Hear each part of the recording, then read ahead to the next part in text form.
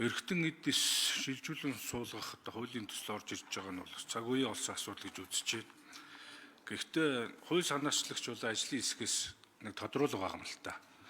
Энэ хууль сая дээр нэр дүрдгсэн Батчулуун эмч энэ кейс бол хуулийн нарийн заалт, хуулийн зохицуулт ус дутуу байгаас гарч ирж байгаа хууль үдэг байгаас холбоотой асуудал гэж хараад байна л та. Тэгэхээр энэ хууль өөрөө маш нарийн зохицуулттай зүйл заалт нь тодорхой ах ёстой. Тэгээд энэ улсын их хурлын тамгын газрын хууль зүйн дүгнэлтэн дээр ч бас байгаа. За би бас зарим нэг олон улсын байгууллагууд олон улс энэ сайн хуультай газруудын судалгааг бас хийлгэсэн.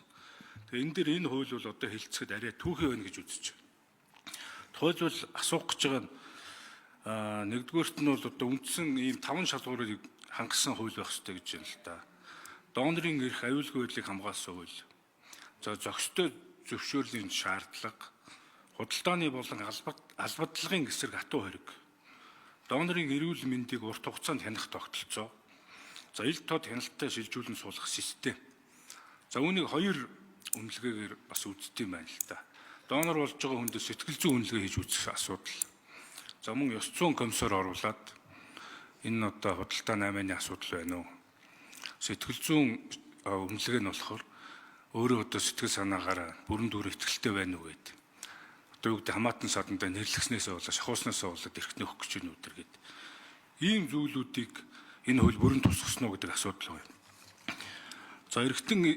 За энэ шууд хэлэхэд 3-3 дээр эргэтэн эд эсийг худалдаа авах, санал болгох, ашиг олох зорилгоор бусдын болон өөрийн амь нас, эрүүл мэндэд аюул учруулахтай холбогдсон харилцааг холбогдох хууль тогтоомжоор зохицуулна гэдэг. Ерөөсөө нэг бизнес талаас нь хараад ингээд хуульчилсан.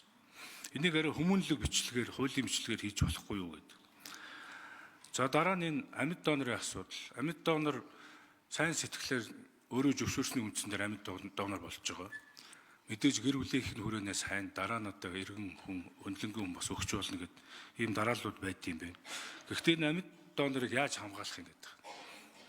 Амьд донорын гэрийн хаяг, амьд донор гадаадын оронд бол жолооны өмнөлтөөр донор болох боломжтой гэж тавьсан байдаг. Хэрвээ аваар ослолт орох юм бол амьгүй донор болох тохиолдол эрхтийг ашиглаж болно гэдэг.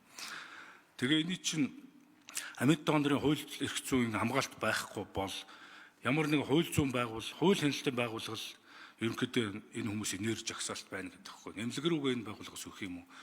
Тэгээ энэ хууль зүйн байгууллагаас яг ямар байгууллага хэлж байгаа? Энэ байгууллагаас өөр зорилгоор энэ амьд донорыг гэмтэх, хохирох, худалдаа 8-ны зорилгоор энэ эрхтний авъя гэсэн ийм санаархал байвал яах вэ? Ийм гэмтэрэг үйлдвэл яах вэ гэдэг.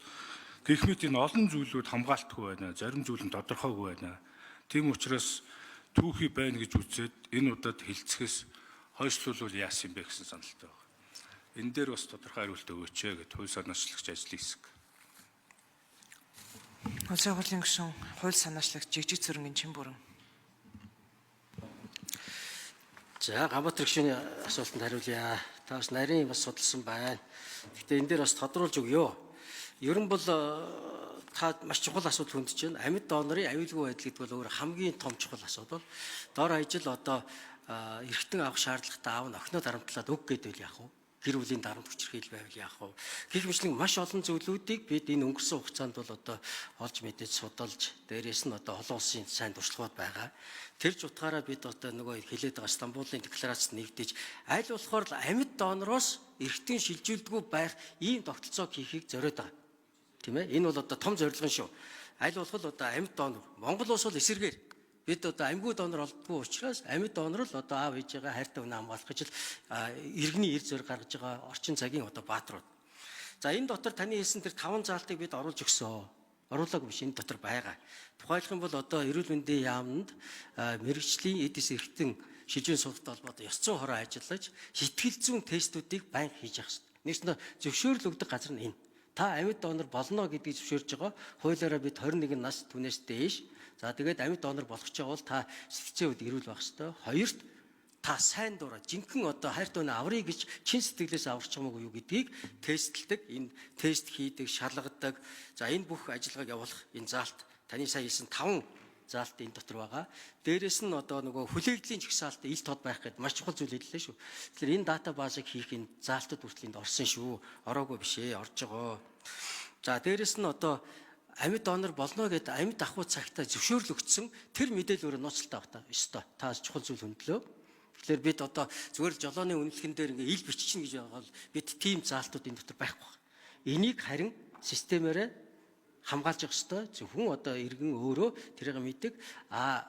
Ямар нэг одоо золгүй явдал боллоо гэхэд эрүүл мэндийн салбар тэр одоо иргэний нөгөө ийм Монголигийн нэвтрэх тэр эрхэн дотроо энэ хүн донор болохгүйгээ хэлж байсан уу гэдгийг үзэх ийм ганцхан боломж тэнд нээгдэж харах юм боломжтой болж байгаа. Тэр утгаар бол бид аль болохоор л одоо амьд ахуй цагтаа донор болъё гэж хэлж байгаа. Заримдаа сая энэ Бачуулан эмчтэй холбоотой асуудал гарахад иргэд хүртэл одоо би амьд донор болно гэж одоо сошиал дээр өөрийгөө тавиад энэ асар аюултай, энэ ингэж болохгүй. Тийм ээ? Энэ бол аюултай. Тийм учраас энэ бол асар нууцлалтай байх ёстой зүйл. Үүнийг бид одоо хуулинд оруулж өгч байгаа шүү. Тийм учраас би бас танд хичээнгүйлэн хүсгэд бүр их тийм түүхий зүйл бол байхгүй. Харин ажлын хэсэг дээрээ энэ зарим зүйлүүдийг, заалтуудыг жишээлбэл 3-3-т энэ хулгай эрхтний намаа хийх юм бол эрүүгийн хуулиар шийдэх шүү гэдгийг л уг нь хэлсэн. Тэгэхээр тэгж уншигдахгүй байгаа бол бид энэ хууль зүйд нь нийцүүлээд засвар хийх боломжтой юм аа. За 3-1-ийг уншаарай. Энэ бол цэвэр эрхтний намаа хийж болохгүй гэдэг том үзэл санаагаа илэрхийлээд